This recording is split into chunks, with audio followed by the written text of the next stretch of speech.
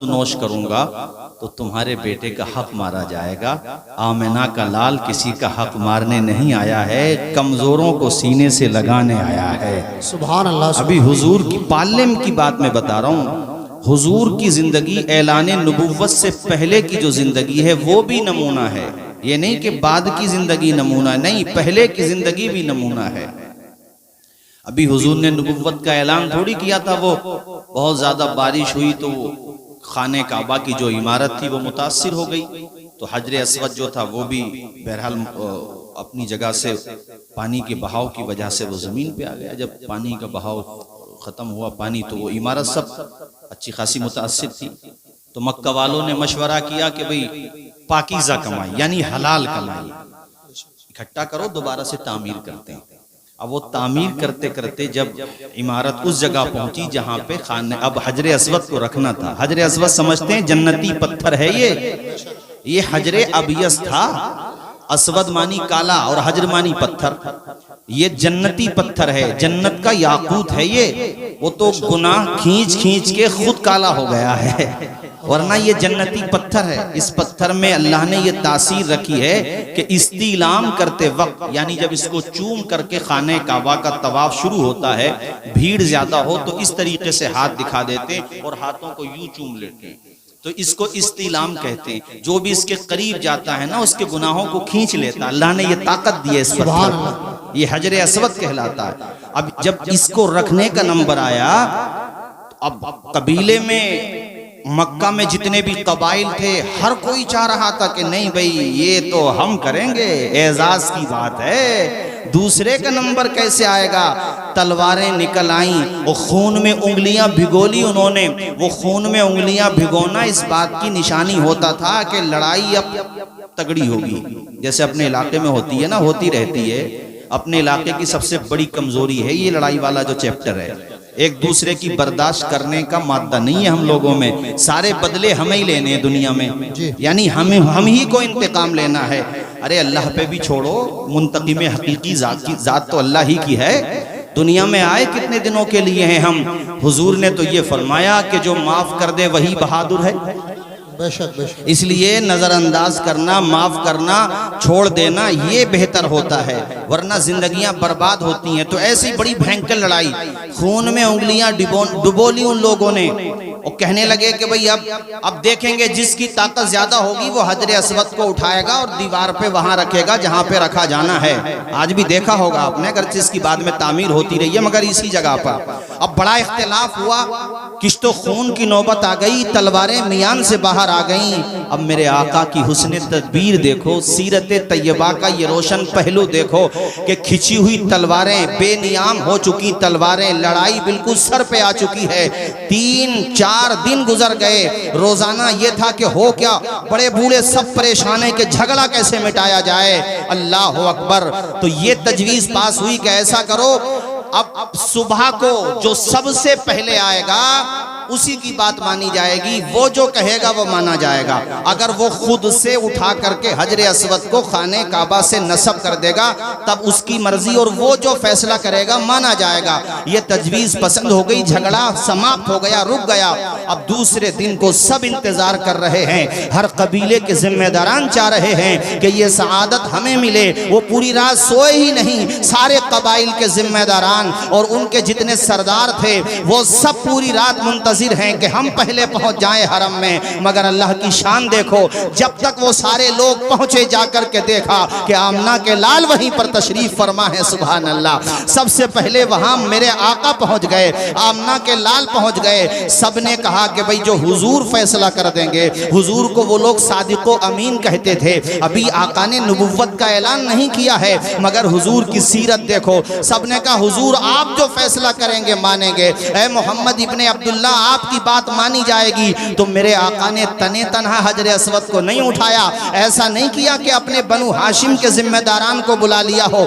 मेरे नबी ने फरमाया मेरा मशवरा मानोगे? सबने कहा बिल्कुल मानी जाएगी आपकी बात, चूंकि आप सबसे पहले सहने हरम में पहुंचे हैं। अल्लाह के पैगंबर ने कहा तो फिर एक काम करो, चादर बिछाओ। चादर बिछाई गई, हुजूर हजरे अस्वद को उठा करके लाए, चादर के अंदर रख दिया हजरे अस्वद को और कहा इसके जितने भी कोने हैं, 4 तो कोने हो गए, बाकी हिस्से अब अपने अपने कबीलों के, अपने अपने खानदानों के एक एक फर्द को चुन लो, एक एक अपने नुमाइंदे को चुन लो।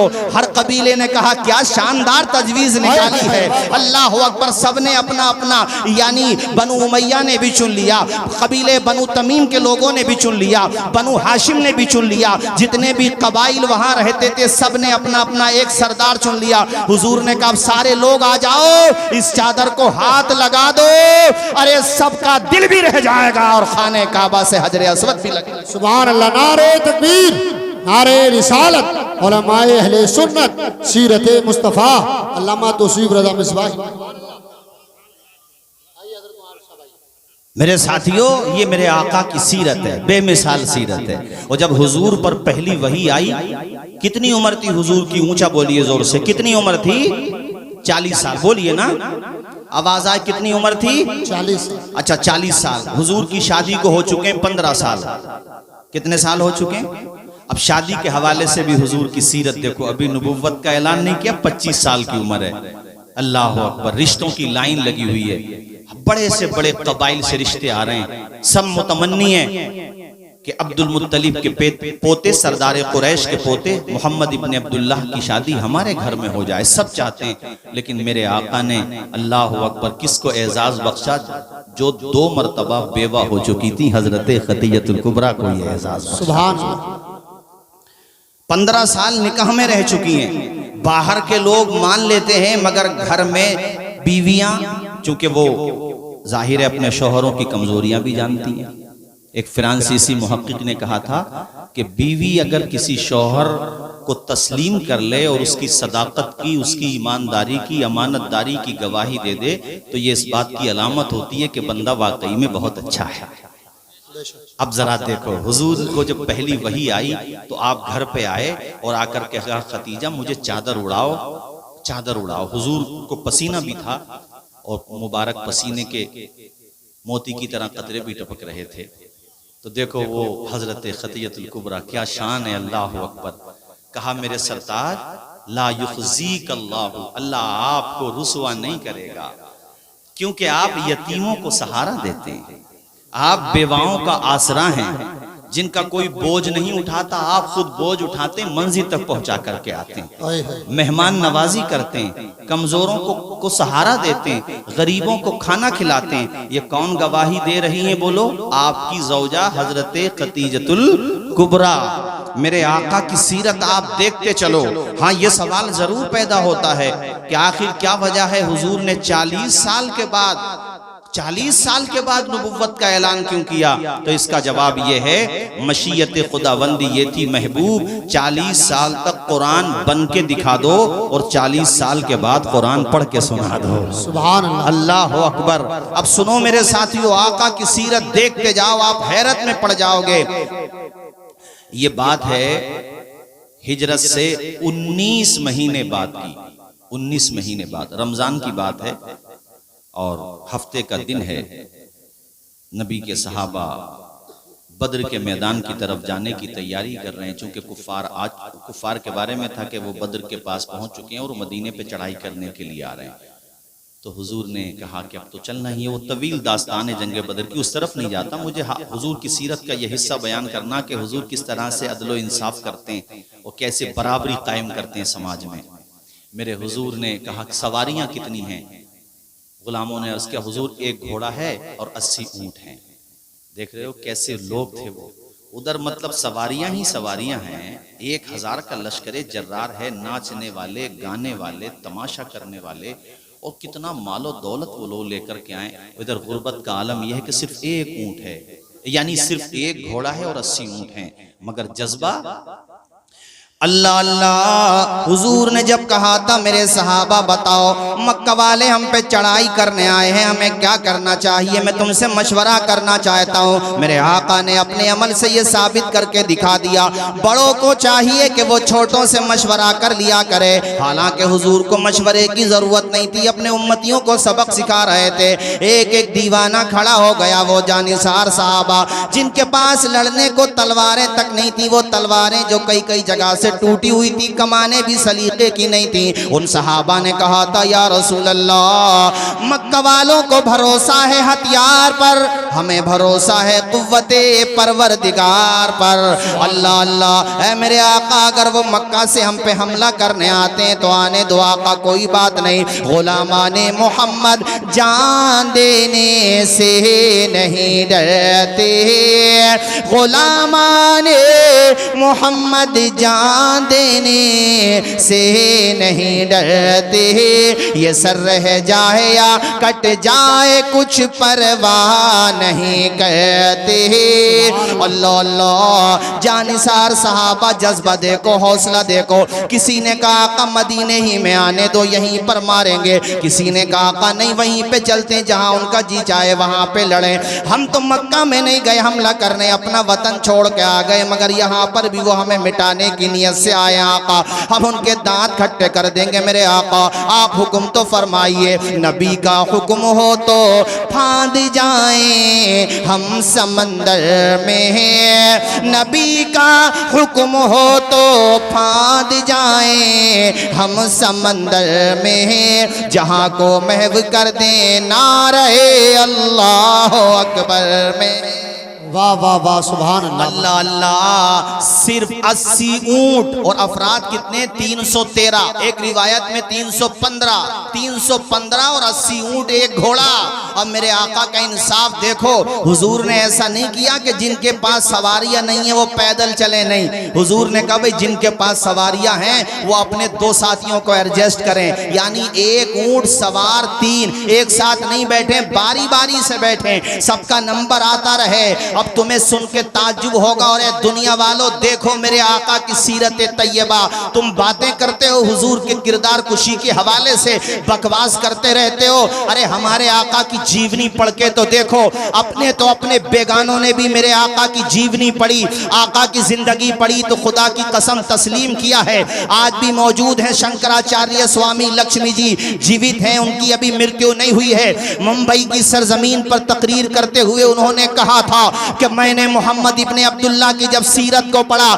जीवनी को पढ़ा, मैं हैरत में पड़ गया। और मैं ये कहने पर हक बजानिब हूं कि न गोला न बारूद न बम से इस्लाम तो फैला है मोहम्मद के करम से। सुभान अल्लाह। नारे तकबीर, नारे रिसालत, नारे हैदरी, मसलके आला हजरत, सीरत मुस्तफ़ा। सुभान अल्लाह। ऐसा नहीं है, आका की जीवनी पढ़ के देखो। सुनो, आका के पास जो सवारी थी, ऊंट या ऊंटनी, आका के पास जो सवारी थी, अगर मेरे आका तने तन्हा उस पर सवारी करते तब भी किसी को एतराज नहीं होता। वो तो आका के चाहने वाले थे, चूंकि आप कमांडर एंड चीफ थे, आप फौज के लीडर भी थे, पैगंबर भी हैं, सब कुछ हैं। मगर मेरे आका का इंसाफ देखो, चौधरी सराय और दूरो दराज से संभल की पढ़ी लिखी जनता, सुनो, बताया करो अपने गैर मुस्लिम दोस्तों को। आज अगर किसी को जरा सा पद मिल जाए, स्टेटस चेंज हो जाता है, उसका लुक बदल जाता है, गाड़ी का कलर बदल जाता है, गरीबों को कमजोर समझा जाता है, बेवाओं को लाचार समझा जाता है, यतीमों को कमजोर समझा जाता है। मगर मेरे आका की सीरत देखो, जो सवारी हुजूर के पास है, हुजूर ने वो भी अपने पास तने तन्हा नहीं रखी। कहा अली तुम मेरी तरफ आओ, ए अबू लुबाबा तुम भी मेरी तरफ आओ। जिस तरह हर सवारी के साथ 3-3 लोग हैं, उसी तरह मेरी सवारी के साथ भी 3 हज़रात। सुभान अल्लाह, सुभान अल्लाह। वाह वाह वाह वाह। हुजूर की जात खुद अबू लुबाबा और अली, और जब सवारी करते करते हुजूर का नंबर खत्म हो गया, अपनी बारी मुकम्मल हो गई। अरे बारियां मुतय्यन की जाती है ना, जब कोई सवारी हो, कई लोग हों, तो हुजूर उतरने लगे। मौला अली ने इस तरीके से हाथ आगे किए और हुजूर के कदम के नीचे रख दिए, और दूसरा हजरत अबू लुबाबा ने यानी दोनों कदम पे, और कहा हुजूर आप तशरीफ रखें। ए मेरे आका, आपकी सवारी की गर्दे राह हमारी आंखों का सुरमा है। मेरे आका, आपकी सवारी की नकेल थाम के चल रहे हैं, इससे बड़ी सआदत क्या होगी। मेरे आका प्यारे नबी, आप बैठे रहे मेरे आका। हुजूर ने पता है क्या फरमाया? हुजूर ने ये नहीं कहा कि चलो कोई बात नहीं है, हुजूर ने कहा अली तुम्हारे बाजुओं में ताकत है, मगर नबी के बाजुओं में भी कम ताकत नहीं है। मैं कमजोर नहीं हूं, और ऐसा भी नहीं कि मुझे सवाब की जरूरत ना हो। बारी बारी से ऐसा ही होगा कि जब मेरा नंबर आएगा मैं सवारी करूंगा, और जब तुम्हारा नंबर आएगा तुम सवारी करोगे। अरे लाओ तो सही मेरे नबी जैसा, लाओ तो सही हमारे प्यारे नबी जैसा। आज ये दुनिया वाले अदलो इंसाफ की बातें करते हैं, ये कहते हैं हम इंसाफ देंगे। अरे तुम क्या इंसाफ दोगे? हमारे नबी ने इंसाफ दिया। पैगंबर हैं, आखिरी नबी हैं, नबियों के सरदार हैं। और जब मेराज में गए, मस्जिद अक्सा में पहुंचे, सारे नबी मुक्तदी हैं, हमारे नबी मुक्तदा हैं। ऐसे पैगंबर जिन्होंने हुजूर को अपने माथे की आंख, जिन्होंने अल्लाह का दीदार अपनी आंखों से किया, वो अजमतों वाला पैगंबर कह रहा है कि नहीं नहीं, अब मैं पैदल चलूंगा, तुम सवारी पर बैठो। और सुनो दुनिया वालों, हजरत बिलाल हबशी को हुजूर ने खाने काबा की छत पे खड़ा कर दिया था और कहा था, दुनिया वालों तुम तो गुलामों को, मजदूरों को कमजोर समझते हो, देखो आज मक्का फतह हुआ है, मेरा हर दीवाना चाहता है कि खाने काबा की छत पे खड़े होकर के आजान मैं दूं, लेकिन आजान देने का मौका मोहम्मद ए गुलाम बिलाल को दे रहा है।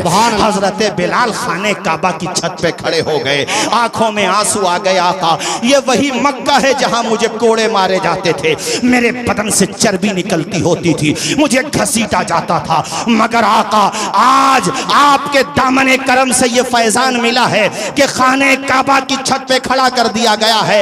एक वो दिन था कि इसके करीब भी नहीं भटक सकते थे, इसका तवाफ नहीं कर सकते थे, मगर मेरे नबी आपने खाने काबा की छत पे खड़ा कर दिया। अब बिलाल खाने काबा की छत पे खड़े होकर के सदाए तौहीद और रिसालत बुलंद कर रहे हैं और खामोशी से कोई बड़े प्यारे अंदाज में कह रहा है कि जब तक बिके न थे तो कोई पूछता न था, तुमने मुझे खरीद के अनमोल कर दिया। ये जात है मेरे नबी की। अरे नबी के दामने करम में आओ तो सही, ये आका की हस्ती है मेरे साथियों।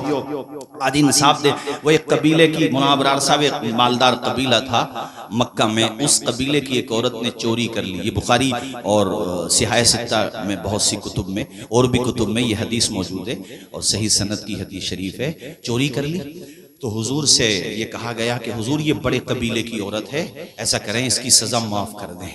मेरे हुजूर ने फरमाया, तुमसे पहले की उम्मतें इसी वजह से हलाक हो गईं कि वो कमज़ोरों को सजाएं देते थे, ताकतवरों को माफ़ कर दिया करते थे। और उसके बाद जो जुमला फरमाया वो तो व्हाइट हाउस के अंदर भी पढ़ा गया, वो बड़ी बड़ी कैम्ब्रिज यूनिवर्सिटी ऑक्सफोर्ड में भी पढ़ा गया और ये लिखा हुआ है, आबे ज़र से लिखा हुआ है। हुजूर ने फरमाया, वो कबीले की बड़ी औरत है ना, लेकिन उसने जुर्म किया है तो जो शरीयत की हद है वो जारी होगी। कहा अगर मेरी बेटी फातिमा भी ये कदम उठाती तो सजा उसको भी दी जाती।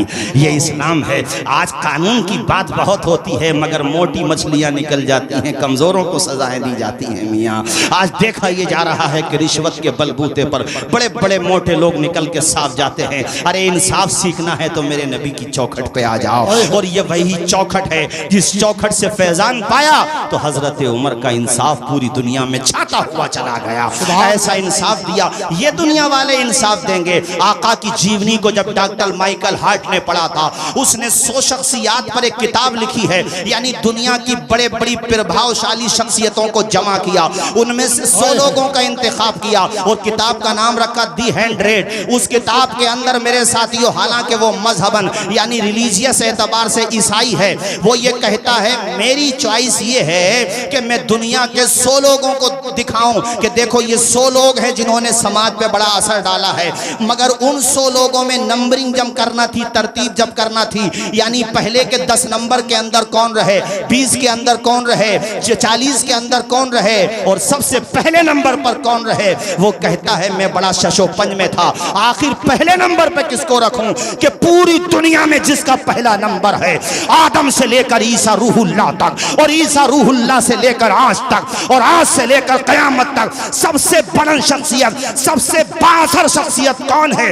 वो कहता है मेरा मजहब तो मुझसे कहता था कि पहले नंबर पर ईसाई का नाम लो। मैं चूंकि पढ़ा हुआ हूँ यूनिवर्सिटीज कॉलेजेस से, तो दिल में आता था न्यूटन का नाम लिखूं, कभी सोचता था इब्राहिम लिंकन का नाम लिखूं, लेकिन मैंने इंसाफ का दामन नहीं छोड़ा।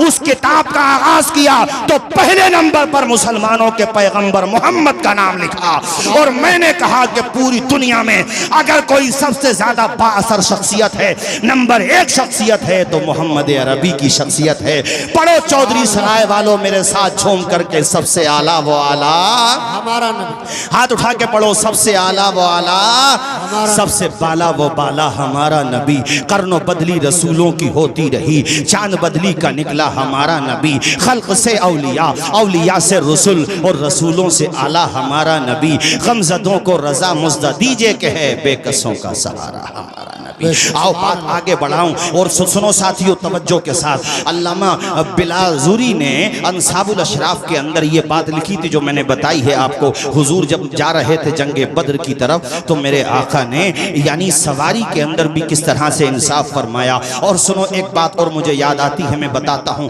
अल्लामा पीर करम शाह ज़हरी ने तीसरी जिल्द ज़ियाउन नबी में ये बात लिखी है और मुतादिद कुतुब का हवाला दिया है। सुनो साथियों, हुजूर ने जब जंगे बद्र का मार्का मुकम्मल हो गया, जंगे बद्र सुनाना मकसद नहीं है, हुजूर की सीरत बता रहा हूँ। जंगे बद्र भी सीरत ही का हिस्सा है, मगर मैं मेरे आका ने जो इंसानियत मानव था और समाज को किस तरीके से पटरी पर हुजूर लेकर के आए हैं उस हवाले से बता रहा हूँ। जंगे बद्र में वो लोग जो 1000 फौज लेकर के आए थे, मेरे नबी का मजाक उड़ा रहे थे। बद्र के टीले पे चढ़ के हंस रहा था अबू जहल के, आज तो मिटा दूंगा इनको। 313 अफराद लेकर के मोहम्मद आए हैं, इनमें लड़ने वाले तो चंद ही नजर आ रहे हैं, कुछ ही देर में काम तमाम कर दूंगा। वो अबू जहल भी मरा हुआ पड़ा था वहां पर। वक्त बदलते देर नहीं लगती, हुजूर से टक्कर लेने चला था। जब कुदरत का इंतकाम आया तो जमीन पे पड़ा हुआ सड़ रहा था और अल्लाह ने किन्हीं बड़ों से नहीं मरवाया अबू जहल को, 2 छोटे छोटे बच्चों से मरवाया। तकरीरों में सुना होगा तुमने। तेजी के साथ ये सुनो कि खुबार जब जंग का छट गया तो बड़े बड़े कड़ियल हुजूर के दुश्मन जमीन पे पड़े हुए थे, जिन्होंने हुजूर के गुलामों को सताया था, मक्का निकलने से मजबूर कर दिया था, यानी मक्का से बाहर करने पर मजबूर कर दिया था। वो पड़े हुए थे सब। अब मेरे आका ने कहा गुलामों से पकड़ लो इनके लोगों को, तो 70 लोग कैदी बनाए गए। कितने लोग कैदी बनाए गए? आवाज आए मुझे, जोर से बोलो। कितने लोग? इधर ही बैठ जाओ, है इधर आगे बैठ जाओ। कितने लोग कैदी बनाए गए? जोर से बोलो। किन के कैदी बनाए गए? वो जो 1000 लेके आए थे। किन्होंने कैदी बनाए? जिनके पास 313 थे, वो जिनके पास घोड़े थे, सवारियां थी, हथियार थे, वो सब उल्टे पड़े हुए थे, पकड़े जा रहे थे, भाग रहे थे, दौड़ा दौड़ा के मार रहे थे। कौन मार रहे थे? मेरे नबी के गुलाम। ऐ लोगों, वो ताकत के भरोसे पर आए थे, नबी वाले खुदा की कुदरत के भरोसे पर आए थे। और फानूस बन के जिसकी हिफाजत हवा करे वो शम्मा क्या बूझे जिसे रोशन।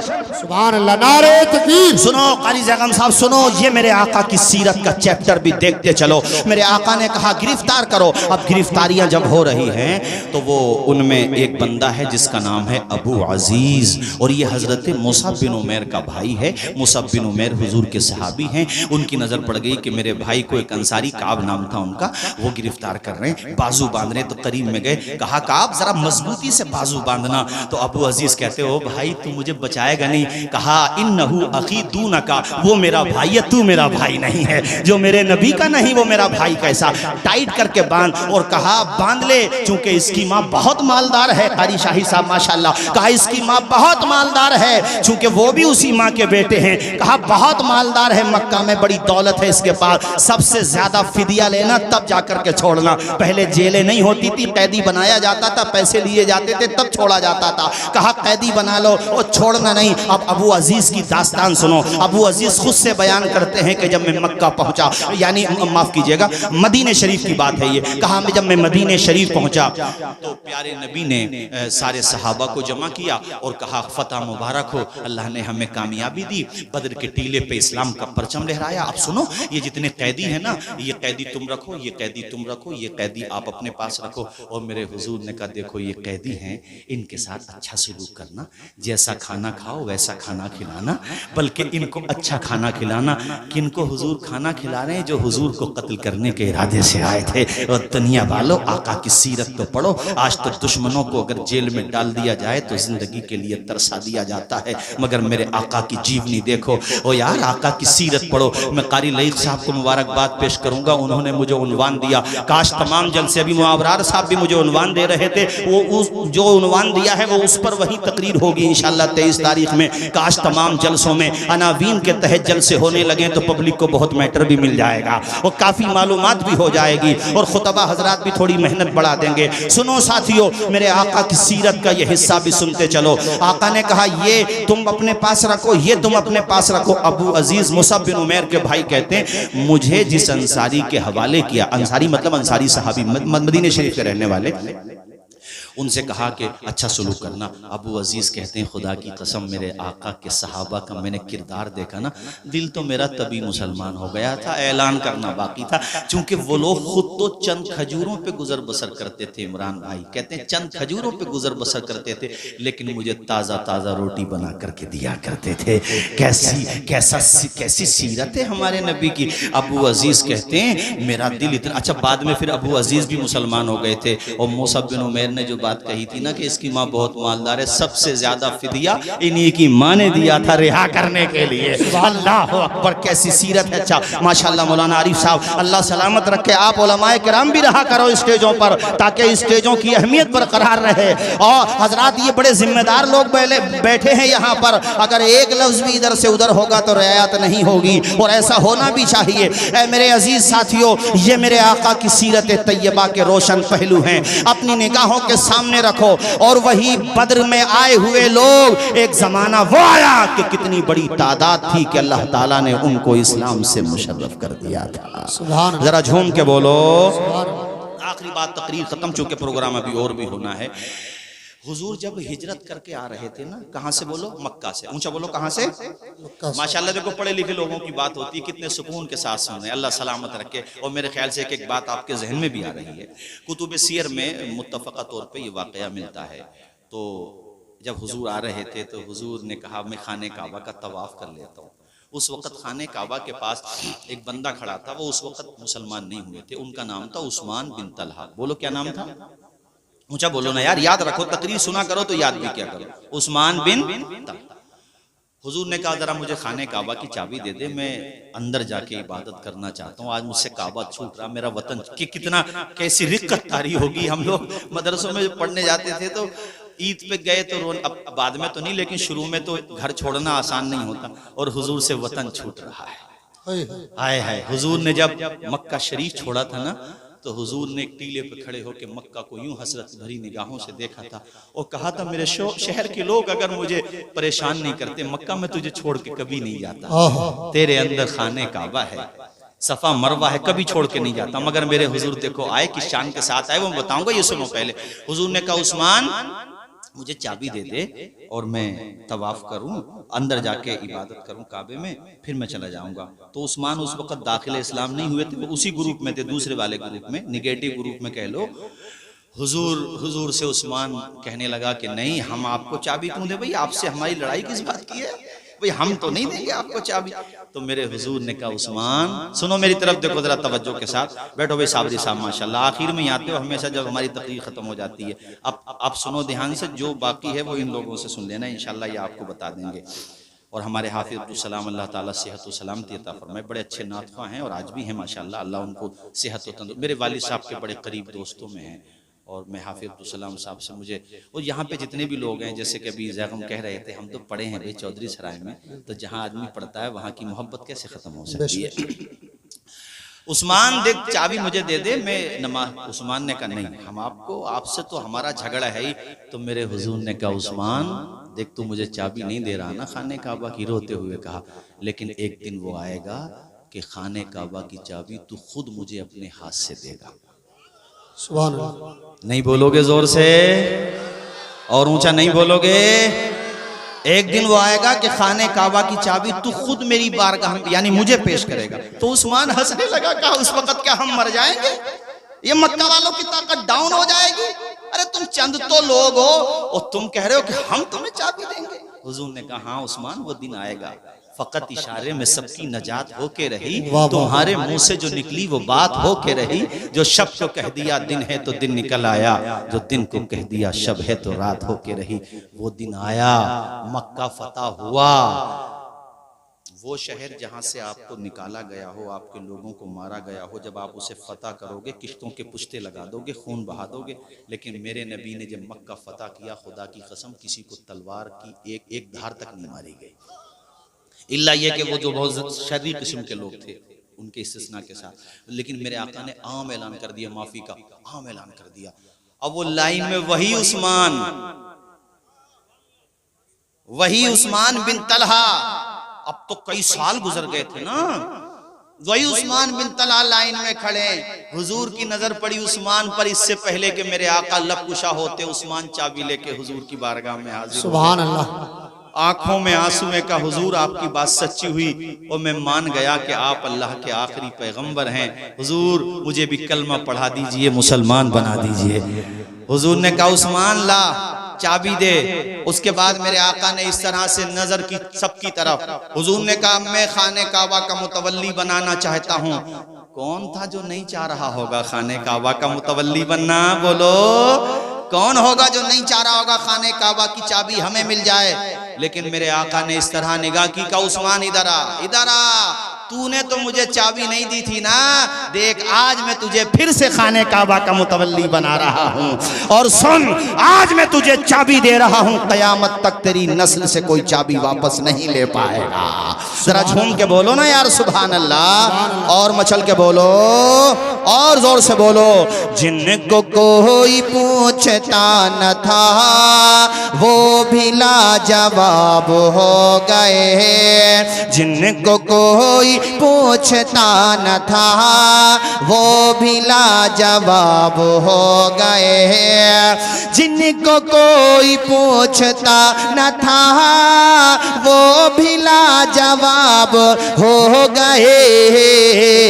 मुस्तफ़ा के पाँव चूम के ज़र्रे आफ़ताब हो गए, मुस्तफ़ा के पाँव चूम के बोलो ज़र्रे आफ़ताब। हुजूर ने उन्हीं उस्मान को जिन्होंने हुजूर को चाबी नहीं दी थी, अब आज उस्मान बड़े रो रहे हैं कि आका क्या आपका दरियाए करम है, हमारा वो किरदार था, आपका ये किरदार है। जब आ गई हैं जोशे रहमत पे उनकी आंखें, जलते बुझा दिए हैं रोते, आवाज आए रोते, और ऊंचा बोलिए रोते। अब सुनो भाई, बात सुनो ध्यान से। बाज लोग ये कहते हैं फतेह मक्का के वक़्त जो लोग मुसलमान हुए वो दिल से नहीं हुए थे, ये बात गलत है। कुरान कहता वराइतन नास यदखुलून फी दीनिल्लाहि अफवाजा। इससे पहले की जो आयत है वो ये है इज़ा जाअ नस्रुल्लाहि वल फतह, जब अल्लाह की मदद और फतह आ गई। फतह मतलब फतेह मक्का।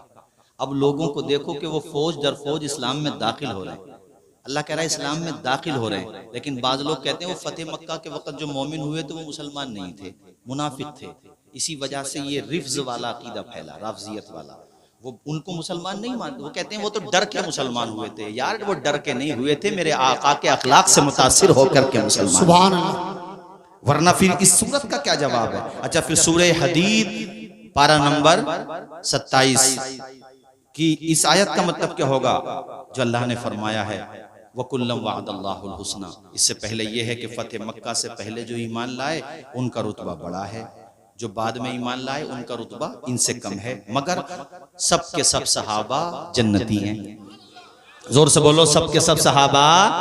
माशाल्लाह हमारे जोगीपुर से, अब तो देखो सिकंदरपुर, जोगीपुर, हसनपुर, जितना भी ये पूरा क्षेत्र है मेरे ख्याल से मैं वल्दियत के ही आ गया है। सुभान अल्लाह,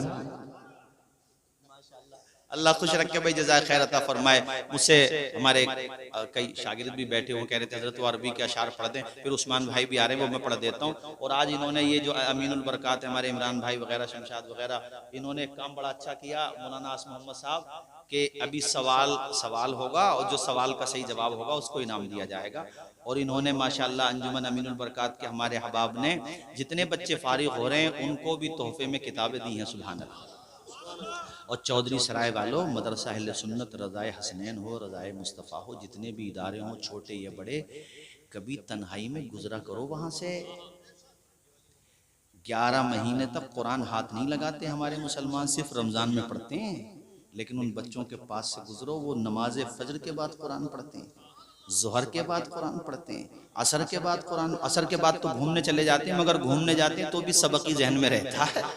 मगरिब बाद कुरान पढ़ते हैं उम्र साहब, इशा के बाद कुरान पढ़ते हैं, और 11 बजे सोते हैं ना तब भी कुरान पढ़ के सोते हैं। और मुझे खुद जिंदगी में इस बात का तजर्बा है कि बहुत दफा तो ख्वाब में भी बच्चे सबक याद करते रहते हैं। तो तुम कभी इनका मकाम पहचानो। चौधरी सराय वालों, काबिल मुबारकबाद हो जो इन बच्चों को औलाद की तरह पाल रहे हो, मोहब्बत कर रहे हो, खाना खिला रहे हो। चूंकि तुम्हारा कोई दुनियावी मकसद नहीं है, बस यही मकसद है कि मालिक हम खुद तो तिलावत नहीं कर पाते, मगर जो तेरे कलाम की तिलावत कर रहे हैं उनसे हम आल औलाद की तरह मोहब्बत कर रहे हैं। इंशाअल्लाह ये मोहब्बत बेकार नहीं जाएगी। और तुम खुद भी कुरान पढ़ो। अरे कभी देखो, मैं देखता हूँ बाज लोग जो है ना, उलमा जैसे किसी वजह से उलमा को तरक्की मिलती है माशाल्लाह, तो एतराज तो बहुत जल्दी करते हैं, यार उलमा पे ये इतना कैसे हो गया। ये कभी उलमा की मेहनत भी देखो, वो 5 साल 6 साल अपने माँ बाप को छोड़ के मदरसे में जाके पढ़ता है, उसका भी जी चाहता है माँ के हाथ की रोटी खाए, मगर वो जनरल टिकट लेकर के जनरल डिब्बों में धक्के खाता है, परेशानियां उठाता है, सफर की सौबतें उठाता है, तब जाकर के तो वो हाफिज कुरान बनता है। इतनी मेहनत करता है वो, आसान नहीं होता पढ़ना।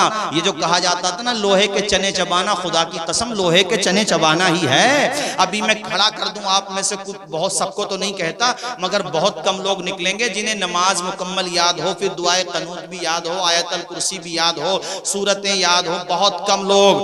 लेकिन इन बच्चों को देखो माशाल्लाह, एक बच्चा हमारे गांव का भी हाफिज हुआ है, और भी अहबाब के बच्चे हाफिज हुए हैं। कोई 12 साल का है, कोई 10 साल का है, कोई 14 साल का है।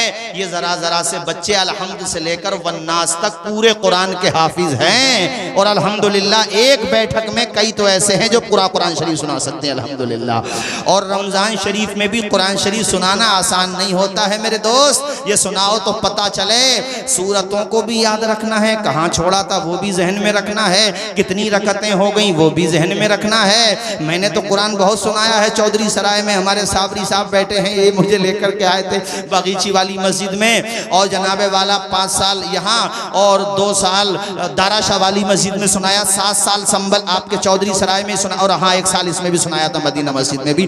8 मेहराबें आपकी बस्ती ही में हुई।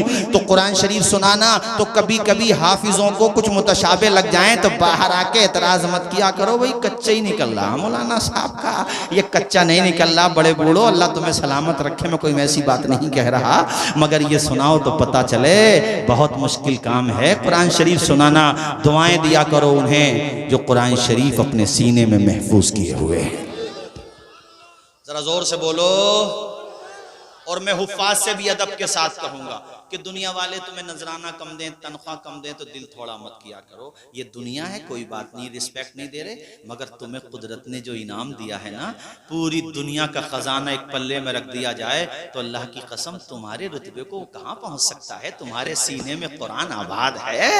और सुनो मियाँ, किसी का बाप ऐसा हो जो गरीब है और हाफिज है, उसका बेटा सैलरी ज्यादा नहीं मिलती, चूंकि हमारे लोग भी ना सैलरी देते हुए बहुत हिचक करते हैं कि इनको क्या जरूरत है, बाल बच्चे नहीं है, उनकी जरूरत नहीं है। जब 24 घंटे वो मस्जिद में रहेगा तो कमाने कहाँ जाएगा भाई साहब। मदरसे में 24 घंटे खूने जिगर पिला रहा है वो, तो कमाने कहाँ जाएगा। तो तनख्वाह कुछ बढ़ा भी दोगे तो क्या परेशानी है। तनख्वाह अच्छी होंगी तो वो फैमिली के लोग भी अपने बच्चों को पढ़ाएंगे जो नहीं पढ़ा पा रहे हैं वो भी। लेकिन उलमा से भी कहूंगा कि दिल थोड़ा मत किया करो, इसलिए कि हुजूर ने तुम्हारा मकाम बताया है कि ए तालिबान उलूम नबविया, जब तुम अपने घरों की चौखट छोड़कर मदरसों की तरफ निकलते हो तो आसमान से फरिश्ते निकल पड़ते हैं जो तुम्हारे रास्ते में अपने नूरानी परों को बिछा देते हैं। मुफ्ती साहब तशरीफ ला रहे, नारा लगा दीजिए। नारे तकबीर, नारे रिसालत, नारे हैदरी, मसलक आला हजरत अम्मा मुफ्ती जलीस अहमद साहिब किबला, नारे तकबीर, नारे रिसालत। आप लोग बैठे रहिए, हम हजरत का खड़े होकर इस्तेक़बाल करते हैं। और मेरे असातिज़ा में से हैं हजरत मुफ्ती जलीस साहब, और गुज़िश्ता रमज़ानों में हम लोग कर्नाटक में तरीक़रे में एक ही जगह थे माशाल्लाह। आइए हजरत आइए, आप लोग बैठे रहें ऐसे ही। अब ये समझ लीजिए हजरत आ गए, और ये मैं अरबी के 2-3 शेर, उसके बाद मैं तकरीर ख़त्म करूँ।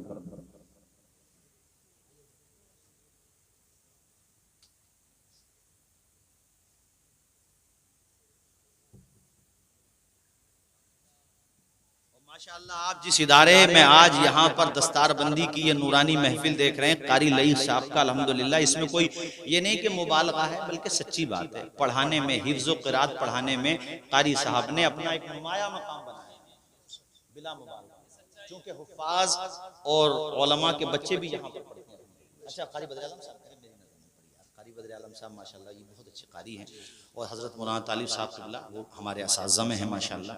मेरे कहने का मकसद ये है कि इस इदारे को, और मुझे बड़ी खुशी है कि यहाँ पर जितने भी जिम्मेदारान हैं, जितने भी हैं माशाअल्लाह, पूरी बस्ती कितने दिल के साथ प्रोग्राम करते हैं माशाअल्लाह। बोलो ना सुभान अल्लाह, और जोर से बोलो। अल्लाह शाद व आबाद रखे हजरत कारी लईक साहब को, और वाकई उन्होंने बड़ा काम किया है दीन का। अब मुझे वक्त का मुकम्मल लिहाज है, जो अशार में अरबी के कह रहा था वो सुनाऊंगा 23 तारीख में। अब यहीं तक रहने दो अजीज, उतना ही रखो कि दिल बहल जाए, अब इतना भी न चाहो किसी का दम निकल जाए। वमा अलैना इल्लल बलाग। अस्सलामु अलैकुम व रहमतुल्लाहि व बरकातुहू।